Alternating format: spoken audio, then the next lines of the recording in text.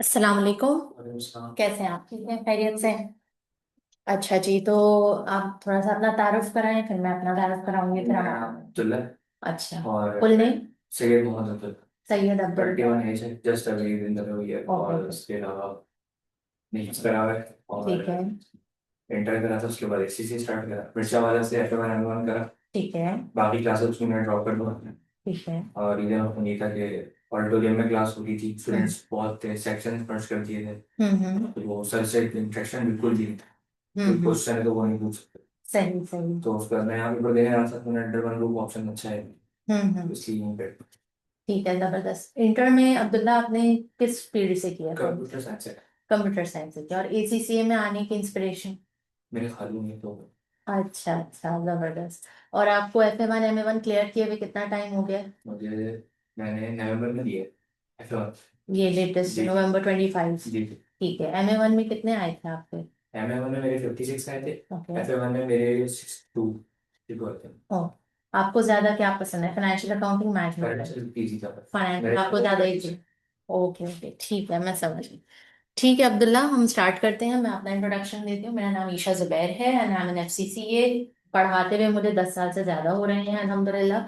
और management accounting is my subject. MA1 MA2 F2, आगे F5 AA FM, ये मेरे सब्जेक्ट्स हैं जो मैं पढ़ाती हूँ, पढ़ाती रहती हूँ। F4 भी साथ साथ रहता है। तो ये सिलसिला है। अच्छा जी, हम पढ़ेंगे कैसे, क्या होने वाला है, क्या नहीं होने वाला? हम यहाँ पे स्पेशली, मैं यहाँ पर इस चीज़ को मद्देनजर रखते हैं। हम सब ISA में इस तरह सोचते हैं कि हमें स्टूडेंट का टाइम बचाना है। तो जब हम स्टूडेंट का टाइम बचाने के लिए सोचते हैं तो हम ये इस पर नहीं हम डिपेंड करते कि नहीं, हमने एक कोर्स को 6 मंथ्स लेकर जाना है, 8 मंथ्स लेकर जाना है। नहीं, जो जितना जिसका ड्यू टाइम है हम उसको उतना ही टाइम देंगे। सही। अब फॉर एग्जाम्पल F4 ऐसा सब्जेक्ट है जिसको मैं समझती हूँ कि 1 महीने से ज्यादा का ये सब्जेक्ट है ही नहीं। सही। मतलब पढ़ाएं इसको 1 महीने में, काम खत्म। और फिर बच्चे के ऊपर है कि वो 0.5 मंथ्स या 1 मंथ और ले ले और उसको पढ़ के पेपर दे दे। लेकिन हम अगर वो हमारी गाइडेंस फॉलो करते हैं तो हम उसको इस तरह ही गाइड करते हैं कि बेटा ये 1.5 महीने से ज्यादा का सब्जेक्ट नहीं। मैनेजमेंट ने भी यही बताया कि 1 महीने के अंदर करा देंगे। एग्जैक्टली exactly, 1 महीने यही हो अगर जाएगा। आप साथ साथ पढ़ रहे हो, नहीं ये 1 महीने में होगा। अच्छा। जब आप साथ साथ पढ़ रहे हो ना तो फिर कोई मसला नहीं होना चाहिए, 1.5 महीने के अंदर निपटाओ। ये सब्जेक्ट है ही नहीं कि इसको हम बहुत ज्यादा टाइम इन्वेस्ट करें इसमें। तो सही। जहां हम FI में टाइम बचा सकते हैं वहां बचाएं। क्योंकि आगे स्किल्स और प्रोफेशनल पेपर में ऐसे बहुत मर्तबा होता है कि स्टूडेंट्स कोई एक पेपर रुक रहा होता है, या कोई और फाइनेंशियल इश्यूज आ जाते हैं, या कोई और घर में कोई शादी ब्याह का आ जाता है, तो बच्चे की वो वहां पे स्टडीज या टाइम जो है थोड़ा डिले हो जाता है किसी ना किसी वजह से, कोई ना कोई फैक्टर होता है। तो FI इज द टाइम जहां हम मैक्सिमम टाइम सेव कर सकते हैं। तो FI का पेपर, FI के जितने भी पेपर हैं, 7 पेपर हैं हमारे, हम बच्चे को यही मोटिवेट करते हैं कि बेटा आपने 1 साल में कंप्लीट करना है and it is very much possible. हमारे पास एलमनाइज गुजरे हैं जिन्होंने हमारी गाइडेंस को फॉलो करते हुए अपने तमाम पेपर्स दिए हैं, माशाल्लाह फर्स्ट अटेम्प्ट में निकले हैं और फर्स्ट 1 साल के अंदर अंदर तमाम पेपर्स कंप्लीट किए। तो यहाँ पे फोकस यही होता है कि स्टूडेंट का टाइम वेस्ट ना हो। हाउएवर, अगर स्टूडेंट को कहीं लग रहा है कि नहीं मुझे और टाइम चाहिए, बिकॉज हमारे पास दो तरह के लर्नर्स आते हैं। एक वो लर्नर्स होते हैं जो कि फास्ट लर्नर्स होते हैं, जो जल्दी से एब्जॉर्ब कर लेते हैं और साथ साथ चल रहे होते हैं। एक वो लर्नर्स होते हैं जो थोड़े से सुस्त होते हैं। थोड़े से क्या, बहुत ज्यादा सुस्त होते हैं, उनको एक क्लास में तो बात ही नहीं समझ आती ना। वो हमसे पूरा कोर्स पढ़ के दोबारा हमसे रिक्वेस्ट करते हैं कि मैम ये टॉपिक तो कुछ पल्ले ही नहीं पड़ा। तो फिर हम उनको आउट ऑफ द वे जाके हम उनको दोबारा से वो टॉपिक समझाते हैं, टेंशन देते हैं, या जो दूसरा बैच होता है उसमें अकोमोडेट कर लेते हैं। सही। कुछ इस तरह से सिलसिला बनाते हैं ताकि उनका वो टॉपिक क्लियर हो जाए। तो ये दो तरह के लर्नर्स हैं। अब जो फास्ट लर्नर्स होते हैं उनको तो मैं बहुत ज्यादा पुश करती हूँ और बकअप करती हूँ कि नहीं, आपने तो बस आप जल्दी पकड़ो, आप क्यों सुस्ती कर रहे हो, आप जब कर सकते हो, आपकी ब्राइट, आप शार्प हो, आप कर सकते हो, ये टाइम वेस्ट नहीं करो, क्योंकि जितना जल्दी आप ACCA निकालोगे उतने फायदे में रहो। सही। और जितना डिले करोगे, क्योंकि ये यूनिवर्सिटी स्टाइल नहीं है, तो ये डिले होता ही चला जाएगा, और प्रोक्रेस्टिनेट होता ही तक चला जाएगा। तो let's come back to the syllabus. MA2 का सिलेबस किस तरह से है? अच्छा, MA2 मेरे पास वो बच्चे आते हैं जो मुझसे MA1 पढ़ के आ रहे होते हैं, ज्यादातर वो होते हैं। तो अभी जितने भी MA1 का मेरा बैच खत्म हुआ है वो सब अभी पेपर देने के प्रोसेस में है, इसलिए उनका कोई बैच बना नहीं। हाउएवर, आई एम एक्सपेक्टिंग कि शायद एक आध हफ्ते में कोई हमें इस बैच में ज्वाइन कर लेगा, बिकॉज उनका MA1 और FA1 इस वक्त मतलब वो एग्जाम की तैयारी कर। अब आइए MA2 का सिलेबस। MA1 मैनेजमेंट अकाउंटिंग बहुत आसान है। अगर सही समझा जाए तो। ठीक है, बच्चे बहुत ज्यादा डरते हैं सब्जेक्ट से, पता नहीं क्यों। लेकिन मेरी यहाँ पे कोशिश होती है कि मैं उनको बिल्कुल आसान और ग्राउंड लेवल पे लाके समझाऊं, ताकि एक कॉमन सेंस से उनको ये चीज समझ आ जाए कि हम एक्चुअली मैनेजमेंट अकाउंटिंग में कर क्या रहे हैं और फाइनेंशियल अकाउंटिंग में क्या करते हैं। अब आइए, इसका पहले हम एक ओवरव्यू, एक सिलेबस ले लेते हैं, फिर हम इसकी डेप्थ में हम अच्छा, स्टार्ट करते उसमें हैं। थोड़ा सा जी जी। सितंबर में इन्होंने कोर्स अपग्रेड करा है इस सीन से। जी जी तो बिल्कुल। वो स्टडी हब पे भी सारा अपडेट हुआ है। जी जी बिल्कुल। तो जो हम लोग अभी जो बुक लेंगे इसकी एमेटो की, तो हम्म। वो तो पुराने एडिशन की लेनी है, नए वाली की कोई भी चलेगी? जो आपको लेटेस्ट मिल जाए आप ले लें। मेरे पास एक है वैसे पहले एडिशन की है। कौन से ईयर की हो? वो 2024 की है। चल जाएगी। चल जाएगी। चल जाएगी, मसला नहीं है, चल जाएगी।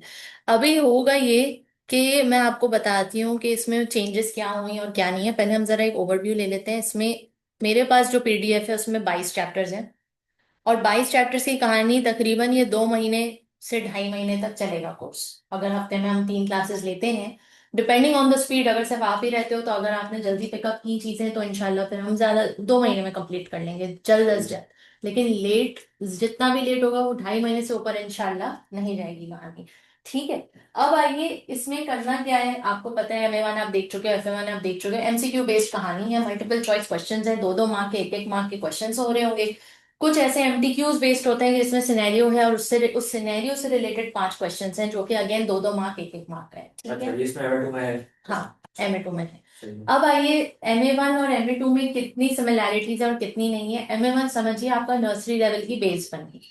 अब एमए टू नर्सरी से ऊपर जाहिर है केजी और वन क्लास की बातें होंगी इसमें। लेकिन ऐसा नहीं है कि इसमें नर्सरी की बातें हम स्किप करेंगे, नर्सरी की बातें भी हम बहुत सारी चीजें कवर अप कर रहे होंगे। जहां मुझे लगेगा आपकी बेस स्ट्रांग है वहां मैं थोड़ा सा फास्ट लेकर चलूंगी, जहां मुझे लगेगा नहीं यहाँ पे बात करने की जरूरत है वहां हम बात करेंगे। ठीक होगी कहानी। अच्छा, अब इसमें पढ़ने का स्टाइल क्या है या स्टडी अप्रोच क्या है? देखो बेटा, सबसे पहले स्टडी अप्रोच में ना एक बात गार्ड मानना। मैंने बहुत सारे स्टूडेंट्स को देखा है कि वो जो है ना परेशान होते हैं, और क्यों परेशान होते हैं उसकी वाहिद वजह ये है कि वो 10 जगहों को देख रहे होते हैं। 10 जगहों को देखने से मुराद ये है कि उनका, वो अपने मेंटोर को सिलेक्ट नहीं करते।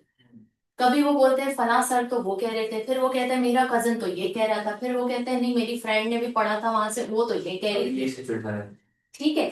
तो सबसे पहले अपने आप को अलाइन करें, और अलाइन करके फोकस करें। फोकस से मुराद क्या है? Choose your mentor. देखिए, अगर आप मेरे पास आए हैं तो फिर आपको कहीं ना कहीं मुझ पे थोड़ा सा एतबार करना होगा। बस। अगर आप नहीं करेंगे ना तो फिर आप इसी कश्मकश में रहेंगे कि मैं आया कि मैं फॉलो करूं नहीं करूं, पता नहीं बात सही है नहीं है। व्हाट्सोएवर 100 शैतान जो है ना बुरे ख्यालात डालता है, बदगुमानियां डालता है। तो सबसे पहले इससे बचिए। Choose your mentor. एक दफा आपने चूज कर लिया ना, स्टिक टू इट। एक दफा स्टिक टू इट।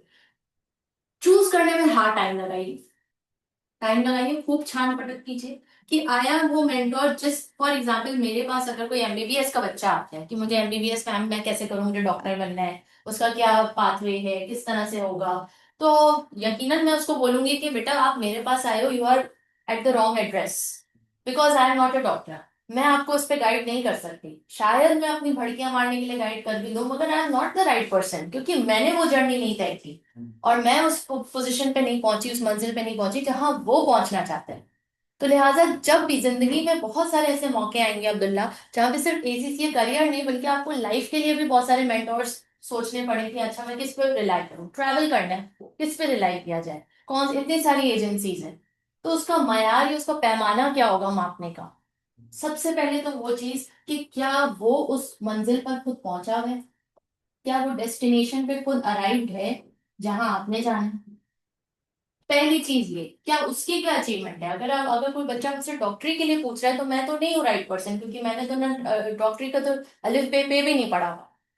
अब आइए दूसरा, आपने देखना है कि क्या वो जेन्युइन पर्सन है या नहीं।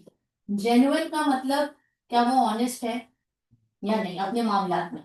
वो आप कोई भी छोटे से मामला देखकर आप पता लगा सकते हो कि ये बंदा झूठ बोलता है, घुमाता है, बोलता कुछ है करता कुछ है, या क्या उसका सीन क्या है। और आप 10 लोगों से रेफरेंस भी ले सकते हो उसके हवाले से। तो ये जब आपको क्लियर हो जाए कि हाँ दिस, तो फिर आप उसको चूज कर लो, और जब आप चूज कर लो तो फिर you have to become focused. फिर अब ना दाएं ना बाएं, घोड़े के यहाँ पे क्या होते हैं लगा हुआ? और बस। उसके ब्लाइंडर्स होते हैं, उसको ब्लाइंडर्स कहते हैं। वो ब्लाइंडर्स बड़े कारआमद होते हैं अब्दुल्ला। रियल लाइफ में अगर आप, हम और आप ये ब्लाइंडर्स ना लगाए ना, तो हमें 100 लोग नजर आ रहे हैं, अरे वो तो वहां पहुंच गया, अरे उससे तो 5 पेपर्स क्लियर कर लिए, मैं अभी तक यही हूँ, अरे वो तो कहाँ से क्या हो गया, वो तो ये हो गया, अरे उसके साथ वो। 100 डिस्ट्रैक्शन है, 100 के अब तो 1000 हो गई हैं, क्योंकि वो ब्लाइंडर्स की भी जरूरत नहीं है, आपके हाथ में है वो फोन। राइट। तो कंपैरिजन शुरू हो जाते हैं, फिर इनसिक्योरिटीज आ जाती हैं, फिर सेल्फ डाउट्स आ जाते हैं, ये सारी चीजें बहुत ज्यादा फॉल कर रही होती हैं। तो इसका एक ही हल है कि अपने ब्लाइंडर्स लगाएं, फोकस्ड हो जाएं अपने गोल की तरफ। और गोल आपका, पहले गोल क्या है? Set your goal. What is your goal? अभी आपका गोल है, long term goal ACCA qualify, लेकिन अभी शॉर्ट टर्म गोल क्या है? एफआई बना। एफआई में भी शॉर्ट टर्म गोल क्या है? Aim specific, be very specific in your setting your goal. Specifically मैंने अभी एम को इन 22 चैप्टर पे फोकस करना है। 22 चैप्टर से भी आप एक दिन में सारे 22 चैप्टर नहीं कर सकते। आज के दिन का मेरा फोकस क्या है? आज के दिन मैंने अपनी बुक्स अरेंज करनी है, रिसोर्सेज इकट्ठी करनी है, नोटबुक में प्रॉपर हो, कैलकुलेटर हो, ठीक है। और उसके बाद अपने माइंड में आपने फोकस बना लेना है कि भाई आज की तारीख क्या है, डेडलाइन सेट करनी है। आज की तारीख क्या है? आज की तारीख है 12 जनवरी। तो 2.5 महीने आज से आप कैलकुलेट कर लीजिए। 12 फरवरी और फिर 12 मार्च, 2 महीने हो गए। बीच में आ रहा है रमजान, हो सकता है आएगा ब्रेक, छुट्टियां, ये वो, ईद बीद, तो थोड़ा सा हो सकता है हम तीसरे महीने पे जा रहे होंगे। तो 12 जनवरी से 12 फरवरी 1 महीना, 12 फरवरी से 12 मार्च दूसरा महीना, ठीक है। ये आ गया 12 मार्च। तो समझे 31 मार्च तक हम एंड कर रहे होंगे टेंटेटिवली। एक रफ रफ सा अगर हम निकालें डेडलाइन, कि हम एंड ऑफ मार्च तक हमारा ये कोर्स कंप्लीट हो चुका होगा इंशाल्लाह ताला। और आपने फर्स्ट वीक ऑफ अप्रैल का माइंड बना लेना है कि फर्स्ट वीक ऑफ अप्रैल यानी 10 तारीख के अंदर अंदर, या 4 तारीख को हमारा यह पेपर होता है, सैटरडेज को हो रहा होता है सीबी, या 11 को हो रहा होता है, या 4 या 11, depending how good is your preparation. आपने 11 अप्रैल से डिले करना ही नहीं है। माइंड अभी से बना लो कि भैया ये डेट है, मेरी डेडलाइन है। और अभी मेरे पास ज्यादा टाइम नहीं है, क्यों? आप क्या फुल टाइम स्टूडेंट हो या पार्ट टाइम स्टूडेंट हो? पार्ट टाइम स्टूडेंट हो, जॉब भी कर रहे हो, क्या कर रहे हो? अमेजोन पे। ठीक है। तो अभी एक सब्जेक्ट ही उठा रहे हो या 2 सब्जेक्ट्स का एक ही उठाए हो? ठीक है। अब जब आपने इसको फोकस कर लिया ना, तो आपने इस डेट से आगे नहीं बढ़ना, जो मर्जी हो जाए। 11 से आगे नहीं बढ़ना। अब उसकी स्ट्रैटेजी क्या होगी, आप किस तरह पढ़ाई कर रहे होगे? Study approach. अच्छा, ये भी क्वेश्चन है कि एक और कोर्स उठाऊं या देखो आपकी रूटीन के ऊपर है। 3 दिन आपकी रूटीन के ऊपर है, क्योंकि अगर आप फुल टाइम स्टूडेंट हो तो 2 सब्जेक्ट आपको उठाने ही चाहिए। और अगर आप पार्ट टाइम स्टूडेंट हो, then you have to manage your routine, के भाई आप देखो आपकी रूटीन इजाजत दे रही है नहीं दे रही। अगर आपको लग रहा है कि नहीं मैं क्वालिटी टाइम निकाल पा रहा हूँ, तो आप कर सकते हो। एक मिनट ये।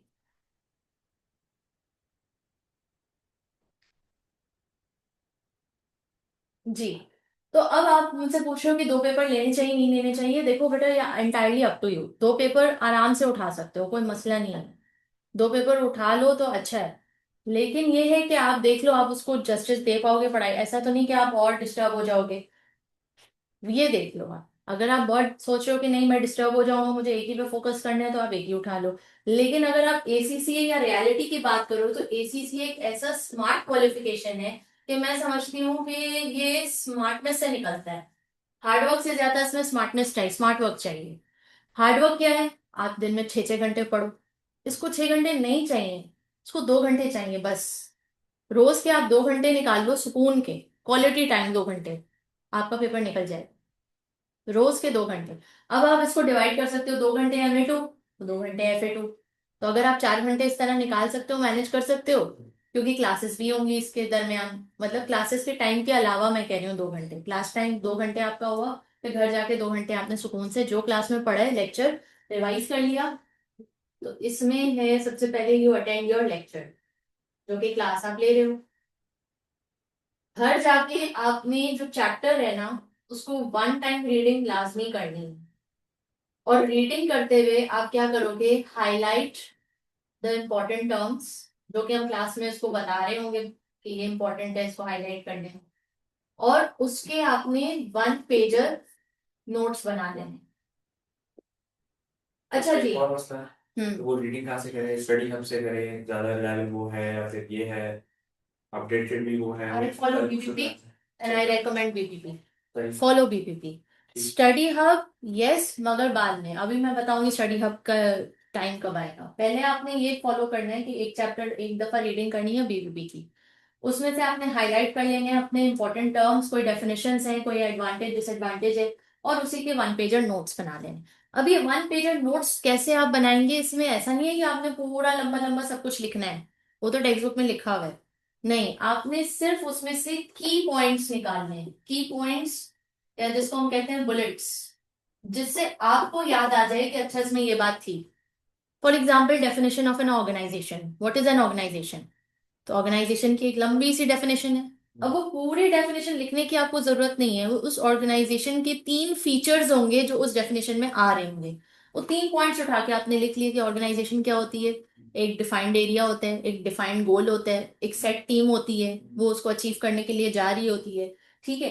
बस ये तीन चार पॉइंट्स आपने लिख दिए, और आजकल ऑर्गेनाइजेशन की डेफिनेशन मजीद एडवांस हो गई है, मॉडर्नाइज हो गई है, कि इसके लिए अब एक सेट पैराडाइम या एक सेट बाउंड्री की भी जरूरत नहीं है। वर्चुअल, जैसे आप अमेजोन के लिए काम कर रहे हो, वर्क फ्रॉम होम ही कर रहे होगे, फ्रीलांस कर रहे हो, तो अमेजोन यानी कि पाकिस्तान में भी बैठा है, उसको किसी ऑफिस की जरूरत नहीं है, वो मोहताज नहीं है, एक इंटरनेट है बस और एक बंदा है, वो कर रहा है अपने घर से बैठ के काम कर रहा है। तो that the key points and the bullets ये आपने निकाल के पेज पर वन पेजर नोट्स बना लिए। अब आइए, कुछ फॉर्मूलाज भी होंगे, जाहिर है सम्स भी होंगे, क्योंकि मैनेजमेंट अकाउंटिंग है, तो वो फॉर्मूलाज आपने लिख लिए, ये आपके नोट्स तैयार होते जाएंगे। फॉर एग्जाम्पल, आज हम चैप्टर वन तो आज हम कंप्लीट नहीं कर पाएंगे क्योंकि आज इंट्रो की क्लास है पूरी। तो फॉर एग्जाम्पल, आज हमने चैप्टर वन कर लिया। मेरा स्टाइल ये होता है कि मेरी कोशिश होती है कि एक क्लास में एक चैप्टर कंप्लीट हो जाए। कुछ चैप्टर्स ऐसे हैं जो कि बहुत लंबे होते हैं, जैसे कि ऑब्जर्प्शन कॉस्टिंग ओवरहेड्स, जो कि 2 दिन पे भी चले जाते हैं, 2 क्लासेस पे भी चले जाते हैं। हाउएवर, अगर मैं देखूंगी कि आप जल्दी जल्दी एब्जॉर्ब कर रहे हो, चीजें कैच कर रहे हो, तो हो सकता है हम एक दिन में उसको कंप्लीट कर लें।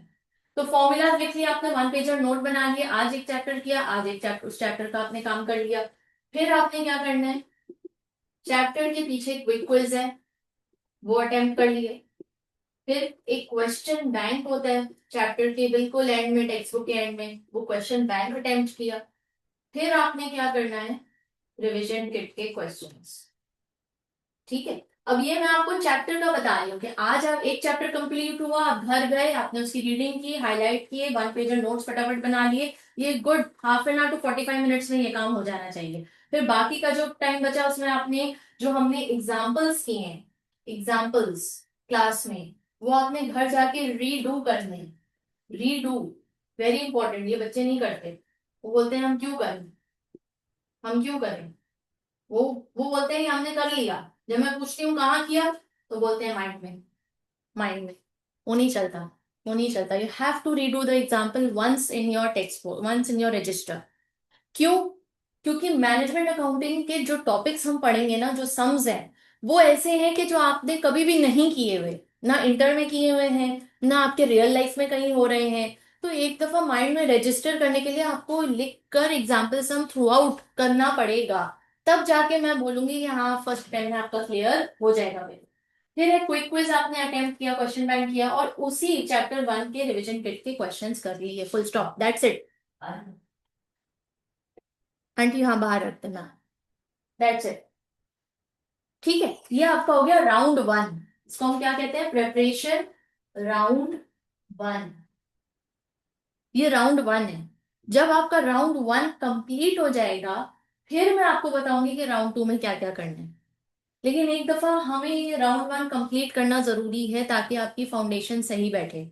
आपकी फाउंडेशन सही बैठेगी, यकीन जाने अब्दुल्ला, आप ये नहीं समझिएगा कि आप एमए 2 पढ़ रहे हैं तो सिर्फ एमए 2 पढ़ रहे हैं, आपकी F2 की बेस बन रही है। और ऐसी जबरदस्त बेस बनेगी कि F2 फिर आपको मुश्किल ही नहीं होगी। ठीक है। तो ये अगर आपने अच्छे से कर लिया ना, तो F2 1 महीने की कहानी है। ये अच्छे से नहीं किया ना, तो F2 3 महीने, 3 मंथ्स, 3 मंथ्स की कहानी है। ठीक है। तो तो ये अगर आपने 2.5 महीने सही इन्वेस्ट कर लिए ना, इसमें क्वालिटी टाइम इन्वेस्ट कर लिया, तो फिर F2 में बस 1 महीना भी नहीं है, हाफ अ मंथ। मैं लिख के देती हूँ, हाफ अ मंथ, इससे ज्यादा का कहानी नहीं है, क्योंकि बहुत सारी चीजें ओवरलैपिंग है, बहुत सारी चीजें जो है आपको लगेगा कि हाँ F2 में बस ये थोड़ा सा एक्स्ट्रा आया है, and it's good to go. अब आइए, ये राउंड 1 हो जाएगा, फिर राउंड 2 पे हम जाएंगे, और राउंड 2 में फिर आप जो है स्टडी हब को रिव्यू करेंगे। राउंड 2 में, यानी कि फॉर एग्जाम्पल हमने यहाँ क्लास में 5 चैप्टर्स कर लिए, सेक्शन A कंप्लीट कर लिया, ये हमने कंप्लीट कर लिया सेक्शन C। राउंड 1 हो गया, इट्स इन 1 2 3 4 5 चैप्टर्स का। अब आप इन 5 चैप्टर्स को घर पे, जब आप वीकेंड पे, यहाँ पे क्लासेस नहीं हो रही हैं, आप वीकेंड पे राउंड 2 पे जाएंगे, स्टडी हब सिर्फ ये 5 चैप्टर्स को फोकस करके जरा जल्दी से क्विक गो थ्रू करेंगे स्टडी हब को, और वहां पे जो क्वेश्चंस हैं वो सॉल्व करेंगे। तो इससे आपका डबल हो जाएगा, प्रैक्टिस भी डबल हो जाएगी। और अगर कोई ऐसा टॉपिक स्टडी हब में आपको नजर आता है कि मैम ये तो हमने क्लास में नहीं किया, या ये तो हमने अभी नहीं किया, तो आप फौरन मुझे आके बताओगे, हम उसको फटाफट कवर अप कर लेंगे। ठीक। अब आइए, राउंड 2 हो गया, राउंड 3। राउंड 3 में अब डिपेंड करता है इंटायरली अप टू यू, आप कितनी प्रैक्टिस और करना चाहते हो। आप चाहते हो कि नहीं, मेरे पास बहुत टाइम है, मैं और प्रैक्टिस करना चाहता हूँ, आप राउंड 3 में कैप्लान की किट भी करेंगे। राउंड 3 में आप कोई रैंडमली कोई क्वेश्चंस अगर आपको ऑनलाइन मिल रहे हैं, आप वो करेंगे। लेकिन मेरा ये तजुर्बा कहता है कि राउंड 3 में जाने की जरूरत नहीं है, आपको पास करना है paper. Round 1 round 2 good enough. Round 1 को हम रिपीट करेंगे। रिपीट कैसे करेंगे, इसमें रीडिंग पार्ट रिपीट नहीं करेंगे, आपके नोट्स तैयार हुए हुए, आप इसको दोबारा से गो थ्रू करेंगे, और अपने ये रिवीजन किट के क्वेश्चंस दोबारा से करेंगे। ये एग्जाम से पहले रिवीजन किट बीपीपी, एग्जाम से पहले बीपीपी मिनिमम 3 टाइम्स कंप्लीट होनी चाहिए, ये कंपलसरी है, ये कंपलसरी है। तो इसका मतलब क्या हुआ कि आप अब्दुल्ला अपनी रिवीजन किट में मार्किंग नहीं करेंगे। अगर आपको आंसर्स मार्क करने हैं, आप अपनी पेपर निकालेंगे, कोई भी रफ पेपर, उस पर लिखेंगे ऑप्शंस, उसको बिल्कुल क्लीन रखेंगे ताकि आप उसको री अटेम्प्ट कर सकें। अब जब आप उसको री अटेम्प्ट करेंगे 3 टाइम्स, राउंड 1 राउंड 2, मेरी गारंटी है you will be 100% prepare to give your paper and clear in first attempt. हमारे पास, हमारे इदारे में हम टेस्ट हैं, मॉक्स हैं, आप वो, हम उसका उसकी डेट्स देंगे जब हमारा कोर्स कंप्लीट हो जाएगा, तब हम उसकी डेट्स आपको देंगे कि आपने ये इस डेट पे टेस्ट 1 देना है जिसमें half of the syllabus covered है, फिर इस डेट पे आप टेस्ट 2 देंगे, another half of the syllabus covered है, फिर उसके बाद मॉक 1 देंगे, मॉक 2 देंगे, और उसके रिजल्ट के बेस पे हम आपको गो हेड देंगे कि हाँ अब्दुल्ला, अब आप रेडी हो, आप पेपर की डेट ले, या आप रेडी हो। और ये सब कुछ कब होगा, 11 अप्रैल से पहले पहले, मार्च जैसे ही हम एंड कर रहे होंगे, टच कर रहे होंगे, या मिड ऑफ मार्च हम पहुंच रहे होंगे, आपकी टेस्ट डेट्स, मॉक डेट सब रिलीज हो जाएगी, और आपने उस हिसाब से अपनी तैयारी को स्पीड देनी है। ठीक, यहाँ तक क्लियर है, कोई सवाल? ओके जी। इसको नोट डाउन करना चाहेंगे, स्टडी अप्रोच, ताकि कोई चीज मिस आउट नहीं हो। एग्जाम्पल्स रिव्यू करना रजिस्टर पे बहुत जरूरी है।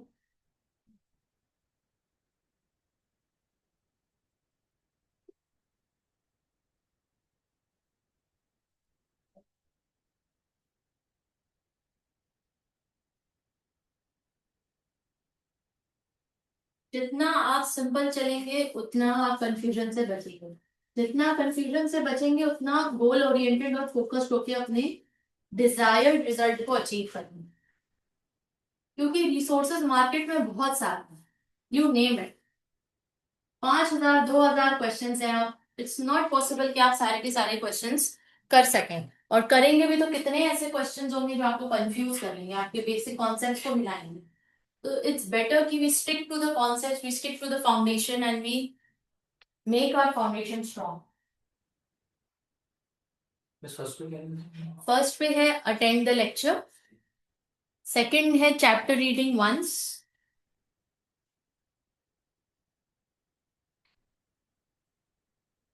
थर्ड है highlight the important terms,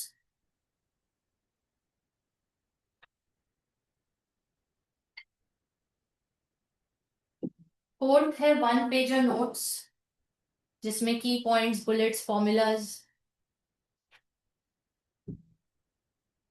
fifth point है रीडू द एग्जाम्पल्स।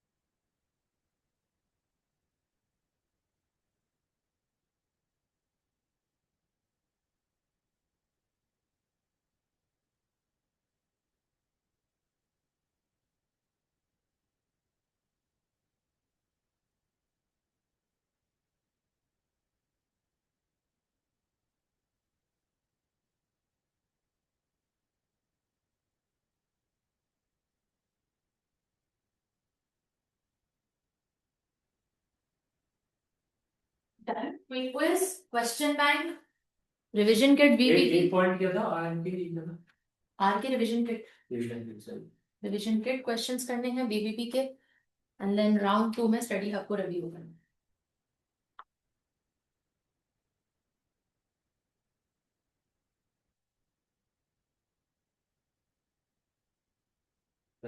ठीक, डन, ऑलराइट।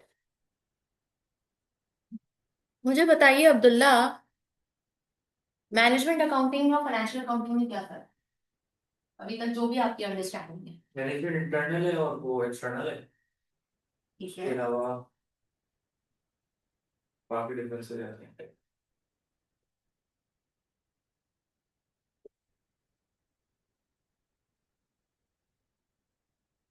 आपने कहा ये इंटरनल है, ये एक्सटर्नल है, कोई और पॉइंट जो आ रहा है?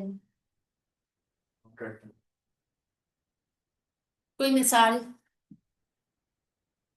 ग्रेड ग्रेड 9 का बच्चा है, उसको आपने समझाना है मैनेजमेंट अकाउंटिंग और फाइनेंशियल अकाउंटिंग में क्या अब होता जैसे मैं एक जगह काम कर रहा हूँ कंपनी में, है। तो जो उसके इंटरनल मैटर्स हैं, जो भी फाइनेंशियल जो भी चीजें चेकिंग ट्रैकिंग, जो भी पॉलिसीज हैं, कुछ भी है, वो सब चीजें मैनेजमेंट अकाउंटिंग में ही इम्प्लीमेंट रखा हूँ। ठीक और अगर है, कोई बाहर का बंदा कंपनी के ऑडिट जानना चाह रहा है कोई भी चीज़ है, तो उसके लिए फाइनेंशियल अकाउंटिंग उसके लिए होती है। ठीक है। अब इसके लिए एक एग्जांपल से हम इसको समझ लेते हैं।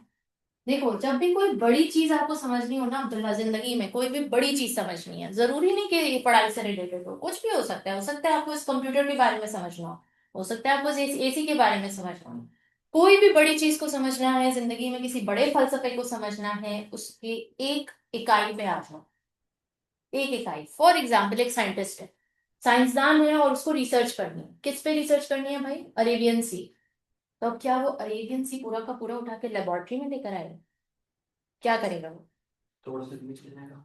राइट। एक ग्लास ऑफ वाटर वो उठाएगा, सैंपल, और सैंपल लेबोरेटरी में लेकर आएगा, और उस सैंपल का भी एक कतरा उठा के वो माइक्रोस्कोप के अंदर रखेगा और चेक करेगा। या उस पे कोई केमिकल्स ऐड करके कोई उसको वो चेक करेगा, लेकिन किस पे? एक कतरे पे। तो बड़े समंदर को समझना हो तो उसके एक ड्रॉप को लिया जाता है, उसको समझा जाता है। इसी तरह आपको इंसानियत की साइकोलॉजी को समझना है, और पूरे इंसानियत की साइकोलॉजी को समझना क्या मुमकिन है? मुमकिन है, कैसे? एक को लेके ना एक को सबकी लेके, नहीं कर सकते। एग्जैक्टली। और वो एक आप किसको लोगे? खुद को। हम्म। आप अपनी साइकी समझ जाओगे ना, आपको लोगों की साइकी समझ आने लग जाएगी। आपको एक इंसान की साइकी समझ आने लग जाएगी कि हर इंसान कैसे ऑपरेट कर रहा है। दो ही तरीके हैं, या वो पेन की तरफ या प्लेजर की तरफ। एक इंसान का जो बिहेवियर होता है वो इंस्पायर्ड या मोटिवेटेड किससे होता है? Pain, pleasure. यानी उसको डराया जाता है, ऐसा करोगे तो जल जाओगे, आग में हाथ डालोगे तो जल जाओगे। तो बच्चा आग में हाथ नहीं डालता, वो पेन से डरता है। उसने एक दफा एक्सपीरियंस जरूर किया है, गर्म चाय को हाथ लगाया है या गर्म कप को, जिससे माँ मना कर रही थी, मगर जब वो जला उसको पता चल गया हॉट किसे कहते हैं। ठीक है। अब आइए प्लेजर। बच्चे को लालच दी जाती है, मैं तुम्हें कैंडी दूंगी, ये काम कर लो फटाफट से, फिर मैं तुम्हें पार्क लेकर जाऊंगी, फिर मैं तुम्हें जू लेकर जाऊंगी, फिर हम ये करेंगे, फिर हम प्लेजर। तो उसके बिहेवियर को मोटिवेट किया जा रहा है या पेन से या प्लेजर से। इसी तरह हमें अब समझना है ऑर्गेनाइजेशन, बिजनेस। क्यों? क्यों समझना है बिजनेस अब्दुल्ला? क्यों समझना है बिजनेस को? क्योंकि हम अकाउंटेंट बनने जा रहे हैं। अकाउंटेंट करता क्या है अब्दुल्ला? बिजनेस की वो सारी चीजें देखता है। क्या चीजें? अकाउंट देखता है सारे अकाउंट्स, जितने मामला आते हैं। अकाउंट्स देखने को क्या कहते हैं? अगर मैं अब इसको बोलूँ आप बनने जा रहे हो चार्टर्ड अकाउंटेंट, राइट? तो चार्टर्ड अकाउंटेंट करता क्या है? चार्टर्ड अकाउंटेंट करता क्या है? सारी मैनेजमेंट एक तरह से कंट्रोल देखता है। अकाउंटिंग करता है। आसान भाषा में। जैसे कि अगर मैं बोलूँ डॉक्टर बनने जा रहा है कोई, तो वो करता क्या है? एमबीबीएस कोई करने जा रहा है तो डॉक्टर करता क्या है? डॉक्टर क्या करता है आसान भाषा में? ट्रीटमेंट करता है। ठीक है, ट्रीटमेंट करता है। किसका? बॉडी। अब वो ह्यूमन बॉडी भी हो सकती है, वो एनिमल बॉडी भी हो सकती है, यस और नो? एनिमल डॉक्टर्स भी तो होते हैं। तो ट्रीटमेंट हो रहा है किसका? बॉडी का। इसी तरह चार्टर्ड अकाउंटेंट अकाउंटिंग कर रहे हैं किसकी? बिजनेस की और स्पेसिफिक, ऑर्गेनाइजेशन की और स्पेसिफिक। और specific। जैसे यहाँ पे वन वर्ड आ गया ना, बॉडी। आपको एकदम टू द पॉइंट पता चल गया। इस बॉडी की बीमारियों के बारे में डॉक्टर इलाज डायग्नोस करना सीखता है। राइट और रॉन्ग? इसी तरह चार्टर्ड अकाउंटेंट अकाउंटिंग कर रहे हैं तो वो किसके बारे में सीख रहे हैं? बिजनेस में भी क्या हो रहा है? ट्रेडिंग हो रही है। ट्रेडिंग में क्या हो रहा है? क्या किस चीज की ट्रेडिंग हो रही है? गुड्स की। गुड्स की। तो इसको हम आसान भाषा में क्या बोलेंगे? लेन देन। लेन देन हो रहा है। तो ये लेन देन गुड्स मैं दे रही हूँ तो बदले में क्या मिल रहा है? तो अकाउंटिंग किसकी हो रही है? पैसे। इसलिए क्योंकि देखो लेन देन में तो मैंने आपको मार्कर दिया, आपने मुझे इरेजर दे दिया, बार्टर सिस्टम हो गया। लेकिन पैसा जहाँ इन्वॉल्व होता है वहां सबको जरूरत पेश आ जाती है, यार रिकॉर्ड कीपिंग तो करें, उससे इतने वसूल करने हैं, उसको देने हैं, इसको लिखत पढ़त तो ऐसे थोड़ी हम कुछ भी पैसे उठा के दे दें। तो किसको देने हैं, किसको कितने बकाए हैं, किससे वसूल करने हैं, किसने कब कितने दिए थे, कल को वो ये ना बोले आपने पूरे नहीं दिए मुझे, कल को वो ये ना बोले कि आपने मुझे रिफंड देना था, रिफंड नहीं दिया, चेक दिया था, चेक बाउंस हो गया। तो हर चीज का इसको हम क्या कह रहे हैं? हिसाब किताब। हिसाब किताब आता ही तब है जब हम पैसा आता है। और यहाँ पे हो क्या रही है? ट्रांजैक्शन। ट्रांजैक्शन को हम क्या कहते हैं आसान भाषा में? लेन देन। कोई एक चीज आप ले रहे हो तो कोई एक चीज आप दे रहे हो, और उस लेन देन में कोई एक चीज पैसा है। ठीक। पैसा या इक्विवेलेंसी इसकी जो मॉनेटरी वैल्यू है, मॉनेटरीली इक्विवेलेंट। गोल्ड हो सकता है, कोई बॉन्ड हो सकता है, anything which is equivalent to the money. Asset भी हो सकता हम्म। है। एसेट भी हो सकता है। हो सकता है, बिल्कुल हो सकता है, एसेट भी हो सकता है, लेकिन वो फिर बार्टर सिस्टम की तरफ जरा आ जाएगा। तो अकाउंटिंग में आपको जरा पैसे की तरफ है। अब आइए, ये बात हो गई। हम समझ रहे थे कि ऑर्गेनाइजेशन एक अगर बड़ी चीज है जिसको हम समझना चाह रहे हैं, अकाउंटिंग एक बहुत बड़ी दुनिया है जिसको हम समझना चाह रहे हैं, तो इसके पहले हमें एक एक यूनिट को समझना पड़ेगा। तो बिजनेस के ऑर्गेनाइजेशन के लिए एक यूनिट क्या होगा? जैसे बड़ा समुंदर है, उसका एक यूनिट उसका one drop of water. Organization का वन यूनिट क्या होगा जिससे हम आसानी से समझ सकें, हम किसी ग्रेड 9 के बच्चे को भी समझा सकें? Inventory. No. Anything else that's coming to your mind?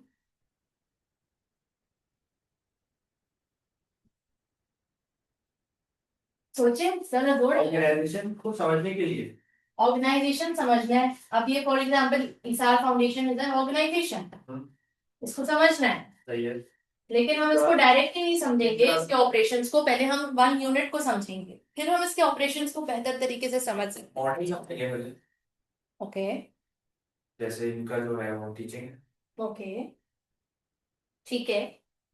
किसी भी इदारे का वन यूनिट जो होता है ना, वो आपका घर है। अच्छा कैसे? आपके घर को हेड कौन बनता है? बाबा। फादर। फादर का जरा मुझे रोल बताइएगा, प्राइमरी रोल क्या है? Provide. Provide what? Sources of finance. उनका मेन हेडेक ही यही है कि घर के लिए आमदनी कैसे लेकर आओ। ठीक है। और घर के कौन से मामलात हैं जो फादर टेक केयर कर रहे होते हैं? सब चीज ही फादर कर होता है। टैक्स फादर पे करते हैं। इनकम टैक्स हो गया, प्रॉपर्टी टैक्स हो गया। ठीक है। फादर लीगल मैटर्स देख रहे होते हैं, घर में अगर किसी बच्ची का तलाक हो गया, कुछ हो गया, तो जितने भी कोर्ट कचहरी के मामला है सब फादर देखेंगे। उसके अलावा बच्चों में आपस में प्रॉपर्टी डिवाइड करनी है, विरासत करनी है, जो भी है वो सब लीगल मैटर्स हो गया। किस कौन सी दुकान किस बच्चे के नाम करनी है, फादर ही देखेंगे। और क्या काम है? बिजनेस एक्सपैंड करना है, दुकान बढ़ानी है, सोर्स ऑफ फाइनेंस बढ़ानी है, एक्सपेंशन, ये भी फादर डिसाइड करेंगे, यस और नो? यस। इसके अलावा कोई और चीज ध्यान में आ रही है? तो आपने अकाउंटिंग ठीक है। कर दिया था। अब इसके बाद क्या हो गया? कोई क्लैमिटी आ जाती है, कोई डिजास्टर आ जाता है, कोई अचानक से कोविड आ गया था, तब भी किसको परेशानी थी? फादर को। कि भाई फैमिली की कैसे प्रोटेक्शन करें, कैसे टेक केयर करें। ठीक है। बच्चों को बाहर भेजना है, एक्सपोर्ट करने, तो उनका वीजा कैसे लगेगा, क्या होगा, सब कुछ वो भी फादर ने देखा। अब आइए, फादर जो ये कमा के लाते हैं तो घर लाके किसको बजट देते हैं? मदर। तो मदर की क्या सरदर्दी होती है? इंटरनल चीजें सारी। इंटरनल चीजों में सबसे पहले बजट को मैनेज करना, कि पूरे महीने ये बजट चलना चाहिए। फिर क्या चीज कितनी है, तुम क्या तुम। सबसे पहले वो देखती है कि इस घर में रहने वाले मेंबर्स कितने हैं सही है। और उनकी क्या है। रिक्वायरमेंट्स क्या है। ठीक है। अगर बच्चे हैं, स्कूल में दाखिला कराना है, बच्चे बड़े हो गए कॉलेज में दाखिला कराना है, ठीक है, कोई बूढ़े बुजुर्ग हैं उनके हॉस्पिटल के खर्चे होंगे, कोई चेकअप कराने, कोई दवाइयां लानी है, कोई फुप्पो की शादी होने वाली है, अरे भाई अब इस महीने तो हम घर की मेंटेनेंस नहीं करवा सकते, फुप्पो की शादी में पैसे लग जाएंगे, तो मेंटेनेंस से रोकना है पैसा। ठीक है। फिर घर की ग्रोसरी वगैरह, डेली ग्रोसरी, ये सारी चीजें, खाना क्या बनेगा, फूड और ये सब ब्ला ब्ला ब्ला। इसमें उनकी सरदर्दी ये है कि वेस्टेज भी ना हो, सब चीज किफायतशारी से हम करें, इलेक्ट्रिसिटी वेस्टेज ना हो, फूड वेस्टेज ना हो, तो वो ये सबको भी टेक केयर कर रही हैं। तो उनकी ये सारे उनके रोल्स हैं, और ये रोल आपके फादर के हैं। तो सेम वे एक ऑर्गेनाइजेशन में जो भी आपके फादर का रोल है, वो सारा का सारा तमाम का तमाम फाइनेंशियल अकाउंटिंग का रोल है सही है। उस इदारे में। हाँ। फाइनेंशियल अकाउंटिंग की यही सरदर्दी है कि इदारे के लिए सोर्स ऑफ फाइनेंस कहाँ से लाए, आया कि बैंक से लोन लिया जाए या फिर शेयर्स मार्केट में इशू किए जाए। फिर उसकी सरदर्दी है कि भाई टैक्स का वक्त आ गया है, तो ऐसा ना हो कि हम सही टैक्स ना दें तो हमें पेनल्टी पड़ जाए। टैक्स टाइम पे देना है, टैक्स सही देना है। लीगल मैटर्स, कोर्ट में कोई मामला चल रहे हैं, कोई प्रॉपर्टी के मामला चल रहे हैं, एसेट ओनरशिप के मामला चल रहे हैं, कोई एक्सपेंशन करनी है, दो बिजनेस को मर्ज करना है, वो मामला चल रहे हैं, तो ये सारे लाइसेंस लेना है। अब बहुत सारे बिजनेसेस हैं जिनको ऑपरेट करने से पहले लाइसेंस लेना पड़ता है, कोई भी फूड इंडस्ट्री है, पिज्जा हट हो गया, मैकडोनल्ड्स हो गया, they need licence to operate in Karachi और पाकिस्तान। तो ये लीगल मैटर्स। फिर एक्सपेंशन, बढ़ाना चाह रहे हैं बिजनेस, 10 और नई ब्रांचेस खोलना चाह रहे हैं, अगेन सरदर्दी किसकी है, फाइनेंशियल अकाउंट। कलैमिटी आ जाती है, पैसे कहाँ से आएंगे, कलैमिटी भी कहाँ से खर्चा होगा, गवर्नमेंट कोई ग्रांट दे रही है नहीं दे रही है, ये सब देखेंगे। एक्सपोर्ट, कोई एक्सपोर्ट करना है, माल एक्सपोर्ट करना है, प्रोडक्ट्स एक्सपोर्ट करने हैं, टीम को ट्रेनिंग के लिए भेजना है, ये सारी चीजें कौन देख रहा है, फाइनेंशियल अकाउंट। अब आइए मैनेजमेंट अकाउंटिंग, जो मदर का रोल है वो किसका रोल है, मैनेजमेंट अकाउंटिंग। सारे internal matters, routine matters, day to day matters, budget दिया गया है फाइनेंस फाइनेंस मैनेजर की तरफ से, फाइनेंस डायरेक्टर की तरफ से बजट दिया गया है, and they need to manage, पूरा महीना चलाना है, पूरा महीने से पहले ये खत्म नहीं होना चाहिए, फिर प्रोडक्शन भी नहीं रुकनी चाहिए, फिर कितने मेंबर्स हैं, कितने एम्प्लॉयज हैं इदारे में, कौन एब्सेंट कर रहा है, कौन प्रोडक्टिवली काम कर रहा है, किसको अभी छुट्टी चाहिए, किसको प्रमोशन देने की जरूरत है, ये सब मैनेजमेंट अकाउंटिंग देख रहे हैं। फिर ग्रोसरी फूड, यानी कि रूटीन के मामला। अब इदारे में रूटीन के मामला हर इदारे का डिफरेंट होता है। हमारे इदारे में टीचिंग है, एजुकेशन है, ये रूटीन के मामला है, स्कूल में बच्चे आ रहे हैं, पढ़ने के लिए आ रहे हैं, कौन एब्सेंट है, कौन प्रेजेंट है, होमवर्क किसका हुआ है, यूनिफॉर्म पहना है नहीं पहना है, शू पॉलिश है, ये हमारे रूटीन के मामला आते हैं। कोई और इदारे में चले जाइए, बैंक्स वगैरह में चले जाइए, उनके रूटीन के मामला अलग है। आप किसी मैन्युफैक्चरिंग डिपार्टमेंट में चले जाइए, जूता मैन्युफैक्चर हो रहे हैं, वहां के रूटीन के मामलात अलग हैं। तो हर कोई अपने रूटीन के मामलात के हिसाब से फॉलो कर रहा होगा। फिर वेस्टेज, जाहिर है हर कोई चाहता है कि हम एफिशिएंटली काम करें, वेस्टेज ना हो, मटेरियल जाया ना हो, माल जाया ना हो, प्रोडक्टिविटी में मशीन आइडल ना पड़ी हुई हो, लेबर फारिग ना घूम रहा हो, ये सब वेस्टेज में काउंट हो जाता है। तो ये सब वेस्टेज से बचने के लिए कौन फिक्रमंद है, मैनेजमेंट अकाउंट। ठीक। तो जितनी भी ट्रांजैक्शंस इससे रिलेटेड हो रही हैं, इंटरनल मैटर्स के रिलेटेड हो रही हैं, वो सब मैनेजमेंट अकाउंटेंट रिकॉर्ड कर रहे हैं। और जितनी भी यहाँ पे ट्रांजैक्शंस फाइनेंशियल अकाउंटिंग के मामला के हवाले से हो रही हैं, वो फाइनेंशियल अकाउंटिंग रिकॉर्ड कर रहे हैं। अब होता ये है, अब मुझे एक और बात बताएं, एक और डिफरेंस है। मदर आपके घर में घर चला रही है माशाल्लाह से, क्या वो कहीं इसकी रिकॉर्डिंग कर रही हैं कि मैं इस महीने इतना पैसा मिला, और यहाँ खर्चा हो गया, वहां खर्चा हो गया, फला जगह खर्चा हो गया, लिखती हैं? रेडी।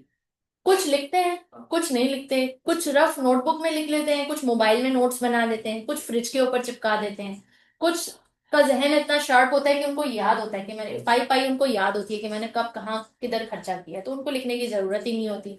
अब बताएं, आपकी अम्मा से कोई जवाब मांग रहे हैं कि जरा मुझे दिखाओ पूरे महीने कहाँ कहाँ क्या क्या खर्चा किया। कभी कभी। अब्बा को भरोसा होता है, नहीं मांगते, 99% नहीं मांगते, कुछ होते हैं कोई वो मांग लेते हैं तो वो कोई अलग सिनेरियो, स्पेशल सिनेरियोज में मांग लेते हैं, लेकिन नहीं मांगते, भरोसा होता है, एतबार होता है। जब तक अम्मा नहीं मांग रही कि भाई तुम मुझे महीने का अगर 20,000 दे रहे हो, तुम मुझे 20,000 पूरा नहीं पड़ रहा, तुम 30 कर दो, जब तक अम्मा कुछ नहीं डिमांड करी तब तक अब्बा भी उससे कोई जवाब नहीं मांग रहा कि ठीक है भाई तुम्हें गुजारा हो रहा है तो बस चलने तो, क्यों छेड़ू मैं, छेड़ूंगा तो फिर वो लंबी लिस्ट और बताएगी कोई नहीं बता रहा, ठीक है। अब मदर के ऊपर कोई कंपल्शन नहीं है कि वो उसको फॉर्मली रिकॉर्ड करे, लेकिन अब आइए जरा फादर की ड्यूटीज पे, कहाँ से पैसा आ रहा है, कहाँ जाएगा, टैक्स के मामला, लीगल मामला, क्लैमिटी, ये वो ब्ला ब्ला ब्ला, किस बच्चे के नाम किया नहीं किया, आपको क्या लगता है अब्बा कहीं रिकॉर्डिंग कर रहे हैं? अब कहाँ कर रहे हैं? डैडी नहीं किया। उसके अलावा उसके अलावा नहीं, उनको देखते हैं ना, देखा है। इनके तमाम मामलात ऑफिशियल मैटर्स होते हैं और ये प्रॉपर ऑफिशियल डॉक्यूमेंट्स में जाते हैं। अब अगर आप टैक्स की बात करें तो टैक्स की बकायदा टैक्स फाइल होता है, टैक्स की स्लिप होती है, वो गवर्नमेंट आपको बताती है कि इसकी रिकॉर्डिंग कैसे होगी। अब्बा अपनी मर्जी से नहीं कर सकते कि हाँ मैं मोबाइल में लिख लूं, मैं डायरी में लिख लूं, वो अपने लिए कर लेंगे, but government has a proper way. अब अगर अब्बा ने कोई जमीन खरीदी है तो जमीन के प्रॉपर कागजात होंगे, it will be a deed, a land deed, a property deed. इसी तरह अगर अब्बा ने कोई लीगल मैटर, कोई कोर्ट कचहरी का मसला है, कोई बेटी का डिवोर्स है, कोई बेटे का डिवोर्स है, कोई भी कोई कस्टडी का केस है, तो प्रॉपर उसके कागजात होंगे, डॉक्यूमेंट्स होगा। ऐसा नहीं है कि वो हवाई बातें चल रही होंगी या अब्बा कहीं भी लिख लें तो चल जाएगा, नो। तो यानी यहाँ पे जितने भी मैटर्स अब्बा टेक केयर कर रहे हैं ना, उसके ऑफिशियल डॉक्यूमेंट्स हैं। हत्ता कि आपका बर्थ सर्टिफिकेट, आपका एनआईसी, आपका जो जो भी बे फॉर्म, ये वो बच्चा पैदा होने तक के कितने सारे डॉक्यूमेंट्स हैं जो अब्बा टेक केयर कर रहे हैं। तो ये जो अब्बा के हाथ में है ये सब ऑफिशियल है, ये सब डॉक्यूमेंटेड है, ये सब गवर्नमेंट प्रिस्क्राइब्ड डॉक्यूमेंटेशन है, या कोई लोकल बॉडी, अथॉरिटेटिव बॉडी ने प्रिस्क्राइब किया इसको। इसी तरह फाइनेंशियल अकाउंटिंग में और मैनेजमेंट अकाउंटिंग में यही फर्क है कि management accounting because it is the internal management and internal recording of the organization, वो इदारे के ऊपर है, वो जैसे चाहे रिकॉर्ड करे, कोई मसला नहीं, करे ना करे, याद रखे, उसका इंटरनल मैटर। लेकिन जब फाइनेंशियल अकाउंटिंग की बात आएगी तो इदारे के ऊपर लाजिम है, कंपलसरी है कि गवर्नमेंट की तरफ से और अकाउंटेंसी बॉडी की तरफ से कि आपने ये सेट पैटर्न फॉलो करना, एक फाइनेंशियल स्टेटमेंट्स का पैटर्न है वो फॉलो करना।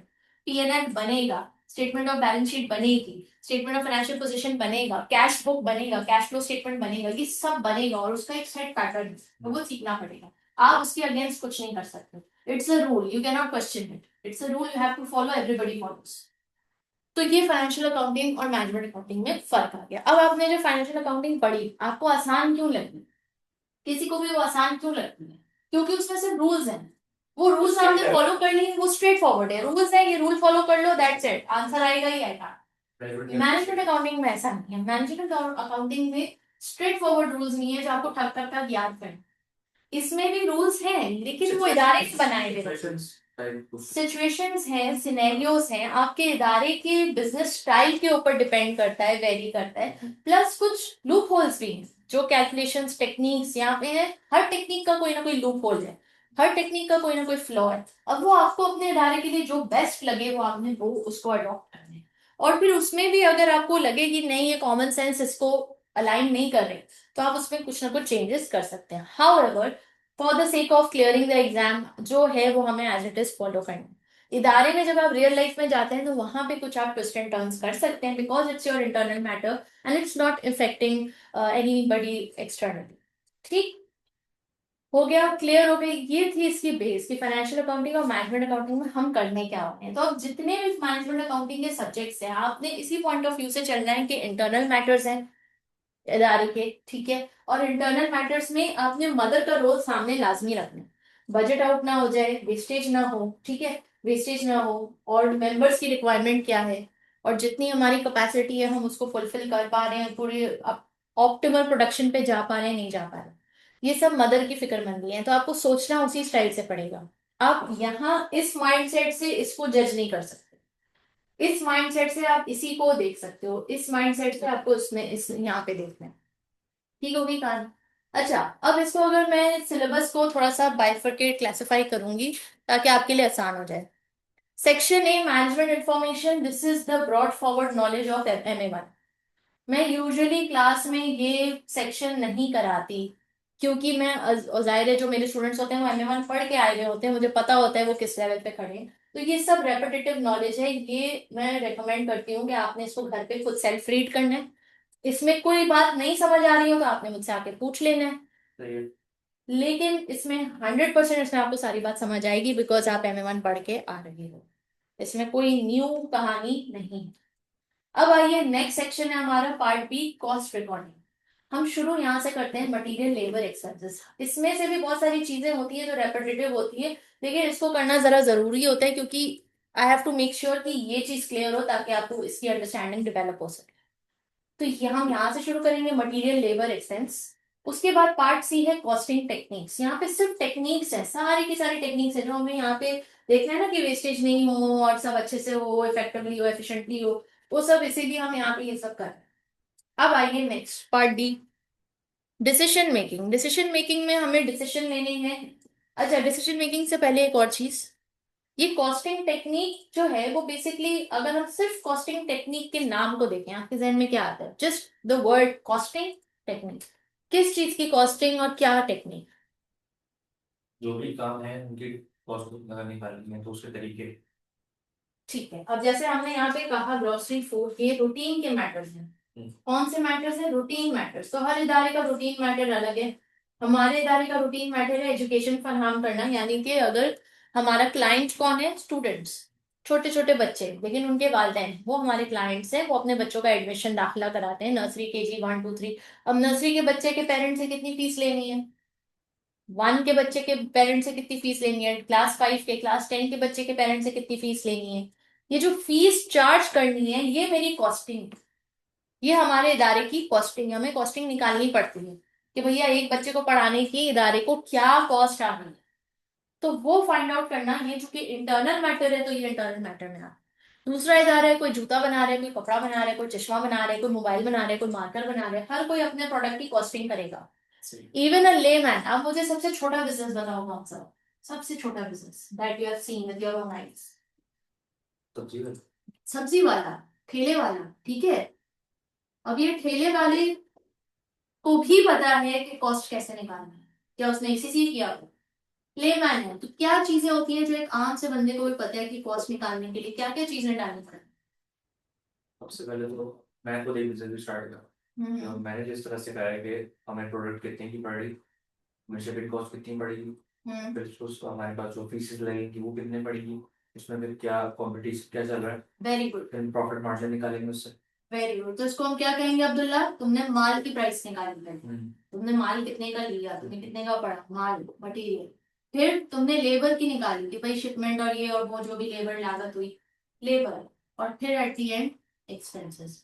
एक्सपेंसेस का दूसरा नाम आप ओवरहेड्स ले लो, एक्सपेंसेस ले लो, अदर एक्सपेंसेस ले लो, व्हाटसोएवर। यानी ये बेसिक कॉमन सेंस की नॉलेज है कि जो ठेले वाले को भी पता है, जिसके लिए किसी को एसीसी या बीकॉम करने की जरूरत नहीं है, उसको पता है कि भाई मेरी लागत जितनी है वो मेरी कॉस्ट उससे नहीं।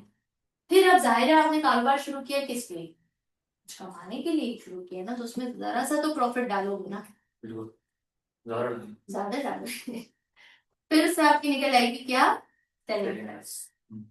तो ये वो बिग पिक्चर है जो कि हम मैनेजमेंट अकाउंटिंग में देखेंगे, बिग पिक्चर कि कॉस्ट निकालनी है। अल्टीमेटली मैनेजमेंट अकाउंटिंग हम सीख ही इसलिए रहे हैं कि हम अपनी प्रोडक्ट और सर्विस की कॉस्ट निकालना सीख जाएं, हम उसमें अपना प्रॉफिट ऐड करना सीख जाएं, हम उसमें अपनी बचत करना सीख जाएं, सेविंग्स करना सीख जाएं, हम अपने कॉस्ट को अच्छी तरह से समझना सीख जाएं कि भाई मटेरियल कॉस्ट कितने तरह की होती है, लेबर कॉस्ट कितने तरह की होती है, एक्सपेंसेस कितने तरह के होते हैं, कॉस्ट बिहेवियर किसे कहते हैं, कितनी टाइप्स ऑफ कॉस्ट होती हैं, वो सब यहाँ ऊपर में, cost behaviour, cost classification, information और एक डेटा में क्या फर्क है, इंफॉर्मेशन और डेटा में क्या फर्क इंफॉर्मेशन में कंप्लीट होती है? है, डाटा इज रॉ फॉर्म होता डेटा रॉ होता है, इंफॉर्मेशन प्रोसेस्ड होता है। डेटा होता है कि मैंने आपको बोला वन, है।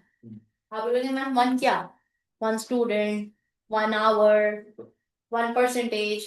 लेकिन मैंने कहा कि only one day to go for the batch to begin, information.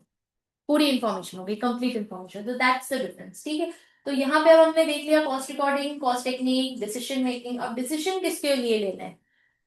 मेरे पास दो प्रोडक्ट है, ये और एक ये। मुझे ये बनाने में ज्यादा फायदा है या ये बनाने में ज्यादा फायदा है? अब ये डिसीजन है, अब ये डिसीजन मैं अपनी मन मर्जी से नहीं ले सकती। की बेसिस पे नहीं। टेक्निक की बेसिस पे लेंगे ये, हम सीखेंगे कि कैसे हम डिसाइड करेंगे कॉस्ट वॉल्यूम प्रॉफिट की बेसिस पे, सीवीपी एनालिसिस करके कि मुझे कौन सा प्रोडक्ट बेचने में ज्यादा फायदा है। फिर हम शॉर्ट टर्म डिसीजंस की बेस पे हम देखेंगे, फिर हम कैपिटल इन्वेस्टमेंट अप्रेजल की बेस में देखेंगे कि कौन से प्रोजेक्ट में इन्वेस्ट करना ज्यादा फायदा है। तो ये कुछ टेक्निक्स हैं कि हर चीज, हर डिसीजन के पीछे कोई ना कोई टेक्निक अच्छा, है। ये हम अभी शुरू में पढ़े हैं। डिसीजन मेकिंग हाँ। नहीं, हम सबसे पहले पढ़ेंगे मटेरियल लेबर एक्सपेंसेस। सही है। हम इसको कवर अप करेंगे एंड आई एम श्योर आप इसको क्विकली कवर अप करोगे जिस तरह आप आज की क्लास में रिस्पॉन्स दे रहे हो। फिर हमारा जो कोर है, वो कोर समझिए यही, C and D, this is our core, ये needed बहुत। This is our core. और फिर उसके बाद कैश जैन मैनेजमेंट। एंड तक हो जाएगा, इतना तक आ जाएंगे। जैन के एंड तक हम डिसीजन मेकिंग पे सारे। इंशाल्लाह, नहीं नहीं नहीं, बहुत इतनी जल्दी नहीं, इतनी जल्दी नहीं, क्योंकि ये टॉपिक्स काफी लेंदी हैं और काफी इस पे टाइम जाएगा। 5 चैप्टर्स हैं तो तकरीबन 6 से 7 क्लासेस इस पे होंगी।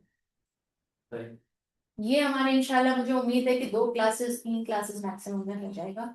ये इसकी 7 क्लासेस लगेगी इंशाल्लाह, फेब में हम पहुंच जाएंगे यहाँ। फेब में ये कंप्लीट हो चुका होगा इंशाल्लाह ताला। ठीक है जी। और कोई चीज, कोई सवाल? नहीं, ठीक है, आज हम यहीं तक रख रहे हैं। इंशाल्लाह नेक्स्ट क्लास से हम इसको ऑफिशियली हम स्टार्ट कर लेंगे। आज हम, मैंने सिर्फ बेस आपकी देखी, चेक की है, कुछ बनाई है, कुछ चेक की है, कुछ आपको ओवरव्यू दिया है, स्टडी अप्रोच बताया है किस तरह हमने लेकर चलना है। अगली क्लास में आप अपनी काइंडली बुक लेकर आइएगा। टेक्स्ट बुक अगर आप नहीं भी ला रहे फिजिकली, इट्स ओके, पीडीएफ आपको प्रोवाइड कर दिया, पीडीएफ आपको टेक्स्ट बुक एंड किट दोनों प्रोवाइड कर दिया जाएगा फ्री ऑफ कॉस्ट। सही है। लेकिन किट आपने लाजमी अरेंज करना है आपके पास। Very good. ठीक। कैलकुलेटर लाजमी होना चाहिए, पेन, आपका रजिस्टर, दैट्स ऑल। इंशाल्लाह कल की क्लास से हम शुरू करेंगे। हमारा ये टॉपिक होगा कॉस्ट रिकॉर्डिंग से। ये आपने खुद से इसको रिवाइज करना है, रिव्यू करना है, ठीक है। अगर यहाँ पे कहीं फंसते हो, कोई चीज होती है, तो आप नहीं से प्राप्त करें। ठीक। मंडे और वेडनेसडे होगा टाइम। फिल वक्त मंडे और वेनेसडे है। एक क्लास मैंने सोचा है कि मैं और बढ़ाऊं, देखते हैं वो कहाँ स्केड्यूल में फिट होता है, तो वो मैं आपके जरूर इन्फॉर्म कर दूंगा। ऑनलाइन नहीं कर सकते ऑनलाइन भी अगर पढ़ एक्स्ट्रा सकते हो। क्लास करना चाहिए। हाँ ठीक है, ऑनलाइन भी हो सकता, अगर आप करनी है, आप फिजिबल है आपके लिए, तो मेरे लिए कोई मसला नहीं, मैं तो वैसे भी रिकॉर्ड कर ही रही होती हूँ सारी क्लास। ठीक है, चलो, थैंक यू वेरी मच।